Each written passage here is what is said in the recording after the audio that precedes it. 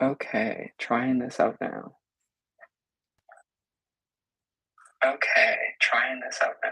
You can hear me.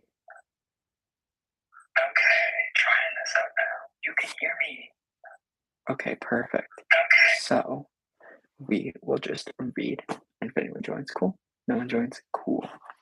Either way, first stream, it's going to get better, but here we go. Looking at cells and molecules in a light microscope.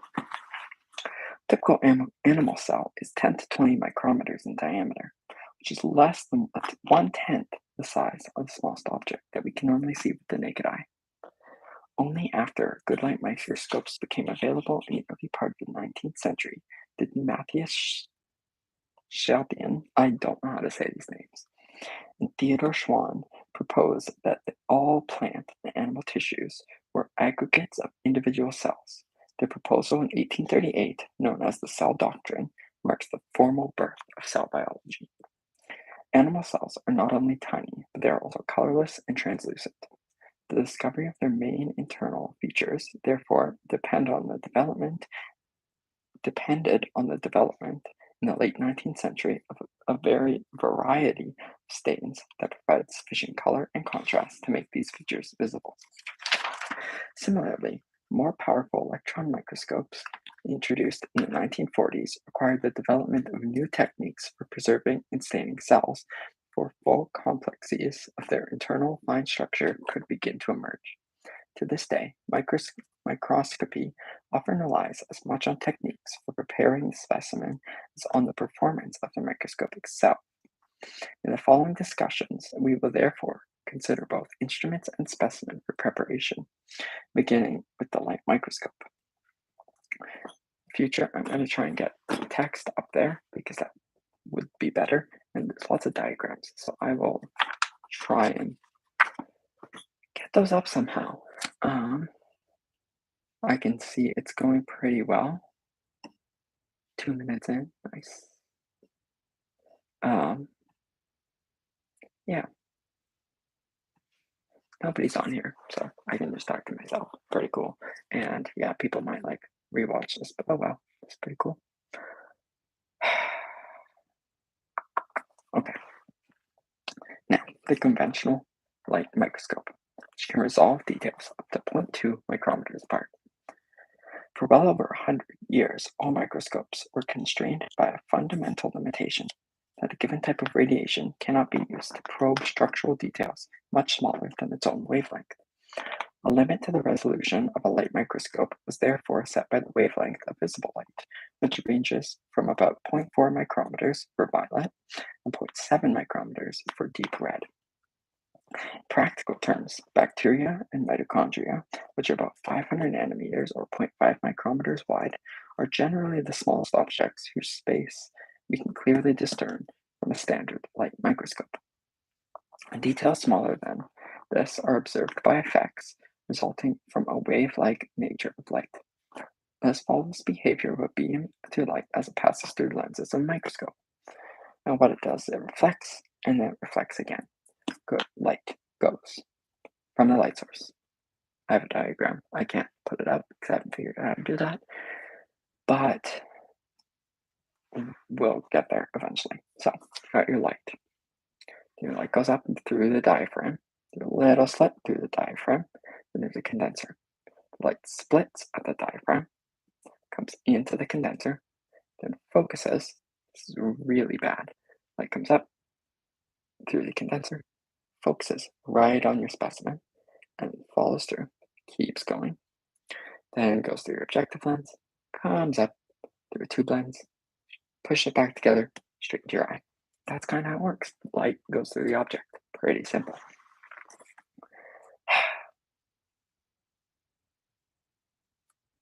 Now, let's keep moving. Because of its wave nature, light does not follow the idealized straight ray paths that geometrical optics predicts. Instead, light waves travel through an optical system by many slightly different routes, like little ripples in water, so that they interfere with one another and cause optical diffraction events. If Two trains of waves reaching the same point by different paths are precisely in phase, with crest matching crest and through matching trough matching trough. They will reinforce each other so as to increase brightness. In contrast, if the trains of waves are out of phase, they will interfere with each other in such a way as to cancel each other out partly or entirely. The interaction of light with an object changes the phase relationships of the light waves in a way that produces complex interference events. At high magnification, for example, the shadow of an edge that is evenly illuminated with light of uniform wavelength appears as a set of parallel lines. Whereas the smallest focused image of a bright circular aperture appears as the set of concentric rings. For some reason, a single point seen through a microscope appears as a blurred disk, and two-point objects close together to give overlapping images that may merge into one.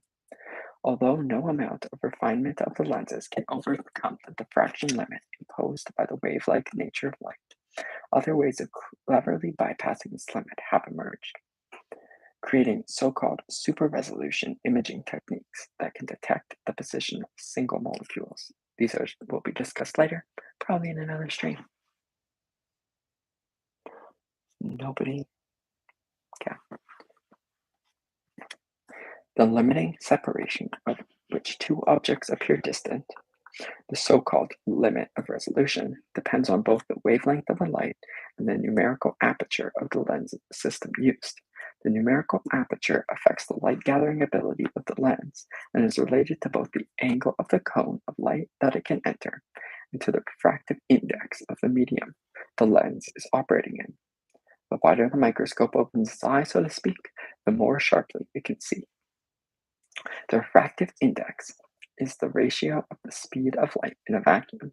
So the speed of light in a particular transparent medium, for example, for water, this is 1.33, meaning that light travels 1.33 times slower in water than in a vacuum. Under the best conditions with violet light, which is a wavelength around 0.4 micrometers, and the numerical aperture of 1.4, the basic light microscope can theoretically achieve a limit of resolution of 0.2 micrometers or 200 nanometers. Some microscope makers at the end of the 19th century achieved this resolution, but is routinely matched in contemporary factory-produced microscopes.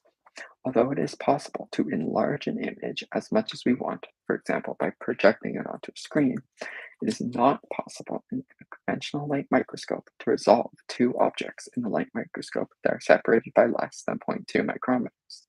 They will always appear as a single object. It is important, however, to distinguish between resolution and detection. If a small object below the resolution level emits light itself, then we may be able to see or detect it. Thus, we can see a single fluorescently labeled microtubule, even though it is about 10 times thinner than the resolution limit of the light microscope. Diffraction events, however, will cause it to appear blurred or at least 0.2 micrometers thick. In a similar way, we can see the stars in the night sky, even though their diameters are far below the angular resolution of our unaided eyes. They will all appear as similarly slightly blurred points of light, differing only in their color and brightness. And that's light microscopes. Now we're going to, photons are next. But this was a good test. I'm going to get this better next time. And I don't really want to read more. So yeah, that was Intro to Light Microscopes. There's a lot more that we're going to go over, especially in the next few days. I don't really have a streaming schedule, and I won't, because I thought it would be very scattered, but I will try and make the streams better, try and use whatever to try and see below. We'll make it work. But all for now, bye-bye.